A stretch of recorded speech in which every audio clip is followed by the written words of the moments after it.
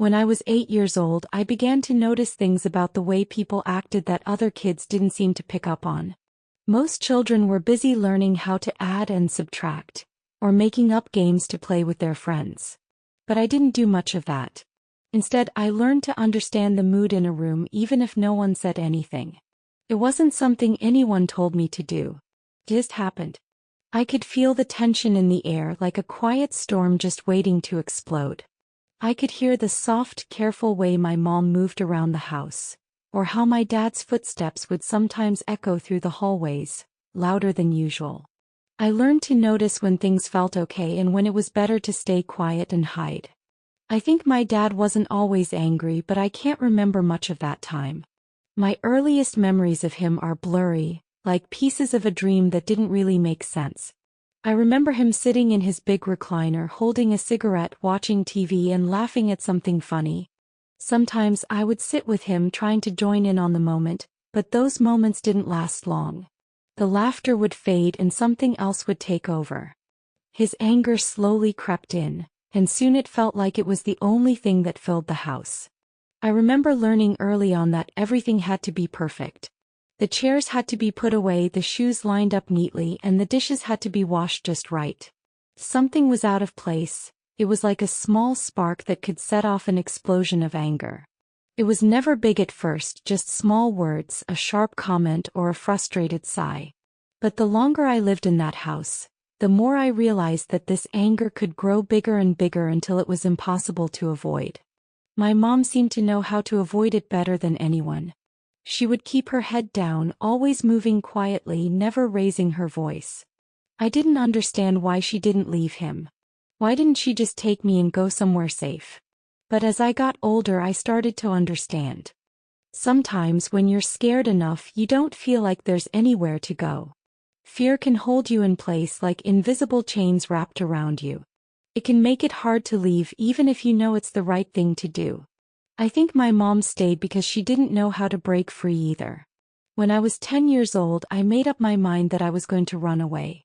I packed a bag with some clothes, a book, and the few dollars I had saved from doing little jobs for neighbors. I waited until my dad had gone to sleep, his loud snores filling the house. The air outside felt cool against my skin, and for the first time in a long time I felt free.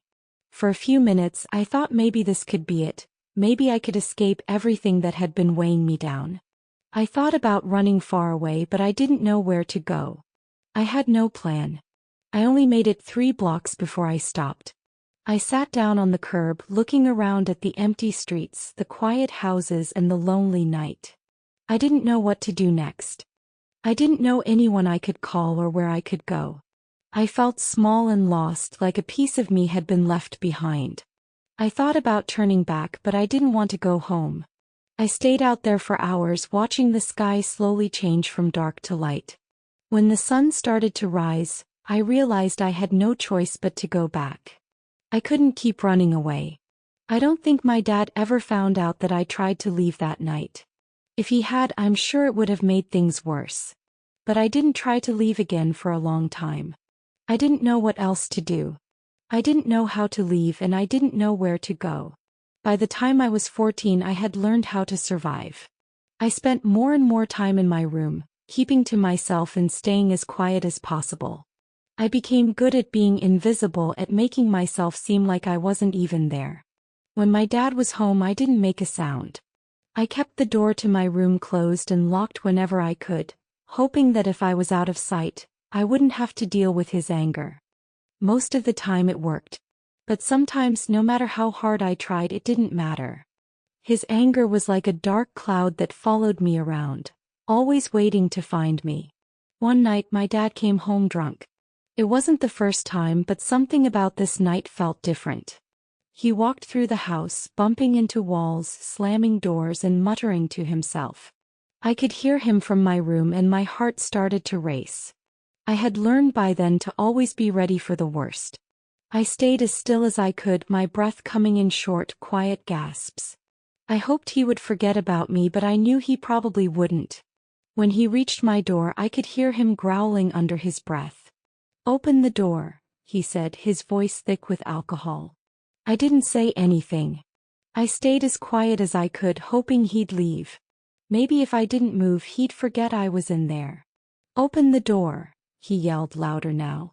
I heard him shaking the doorknob, trying to get inside. "I know you're in there," he shouted.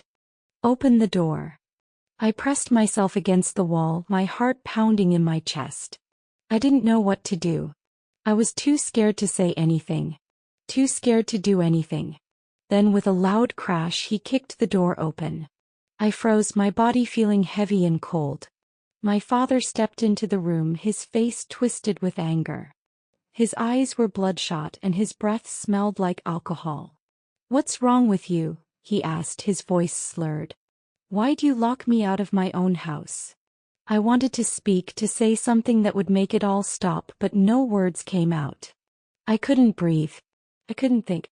He stepped closer and I flinched, waiting for the blow I thought was coming.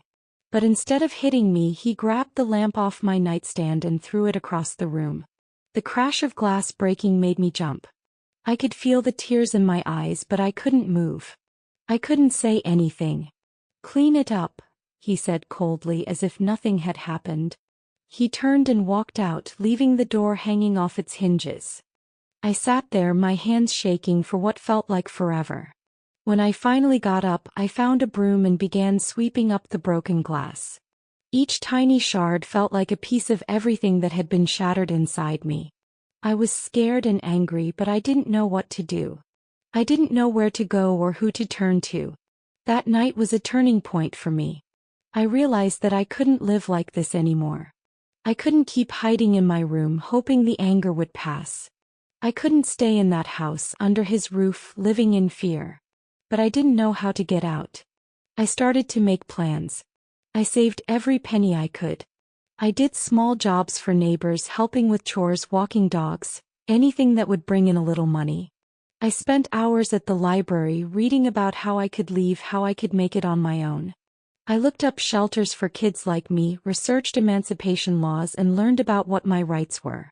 I spent so much time looking for a way out, that sometimes it felt like it was the only thing that mattered. But even with all that planning, I still felt scared. I didn't know if I was ready to leave. I didn't know where I'd go or what I would do once I left. But the thought of staying was worse than the fear of leaving. When I was 16, I was ready.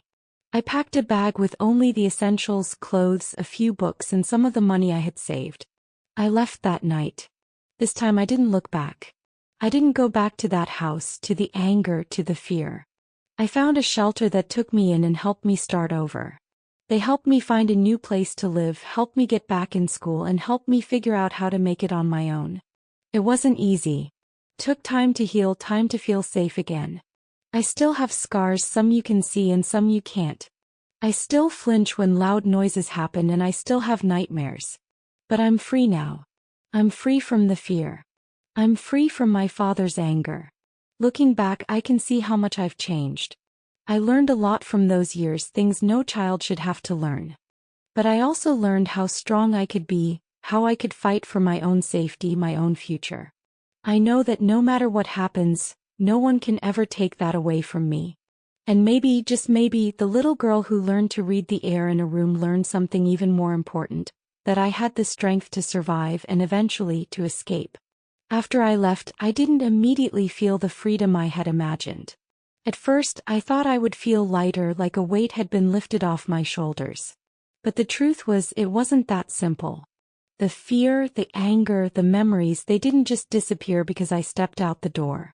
They followed me in the quiet moments when I was alone, in the dreams that woke me up in the middle of the night, in the way I flinched at sudden noises.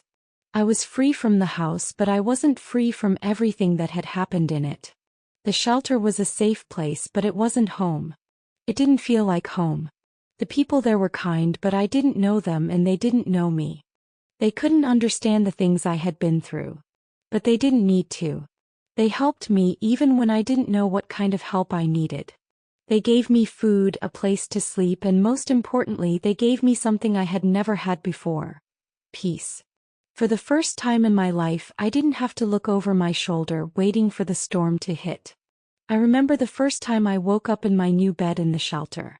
I woke up early just as the sun was starting to peek through the blinds. I didn't know where I was for a moment, and then it hit me: I was safe. The house with the broken door and the angry footsteps was far behind me. I wasn't in danger anymore. But then as I sat up, a deep sadness washed over me. I realized that the world I had known was gone, and I wasn't sure how to move forward from there. It was a strange feeling. I wanted to be happy, I wanted to feel like I had won. But there was still so much fear inside of me, so much doubt. Could I really make it on my own? Could I live without my father's control over my life? I had spent so many years learning to survive, to protect myself from his anger, that now I didn't know how to trust anyone. I didn't know how to let my guard down. The days at the shelter passed slowly at first. I was given food and a bed, but I had to work for my place there. I started helping out around the shelter, cleaning, cooking, doing what I could to show I was grateful. The people who worked there were patient with me, understanding when I hesitated or had trouble asking for help. They let me take my time, giving me space to heal. But in my mind I was still running from my father. Even though I was physically away from him, his voice still echoed in my ears. His words still made me flinch when I thought about them. The most difficult part was going back to school.